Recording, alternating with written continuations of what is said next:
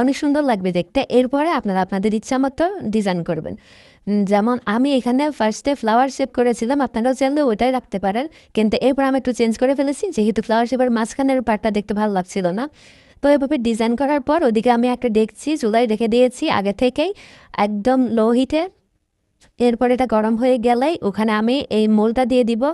মোলটা দেওয়ার পর এখানে কোনো ধরনের কোনো ঢাকনা কিন্তু উঠানো যাবে না, এভাবে 40 মিনিট রাখবো। এরপর টুথপিক দিয়ে দেখবো ঠিক আছে কিনা। যদি দেখি টুথপিক শুকনা তাহলে বুঝে নিতে হবে আমার কেক বানানো হয়ে গিয়েছে। এখন আমি এটা ডিমোল্ড করে নিব। ঠান্ডা করার পর ছুরি বা বাটার নাইফ যে কোনো কিছু ব্যবহার করতে পারেন। তো দেখুন কত সহজেই ডিমোল্ড হয়ে গিয়েছে। এরপর নিচে যে কাগজটা দিয়েছিলাম সেটা নিয়ে ফেলবো। এখন আপনাদেরকে দেখাবো কাটার পরে কীরকম লাগে। তো এটা কিন্তু তারপরও একটু গরম ছিল, কিন্তু আমাদের ধরতে পারবো ওরকম ঠান্ডা হয়ে গিয়েছিল। তো আমি এভাবে কেটে আপনাদেরকে দেখাচ্ছি কতটা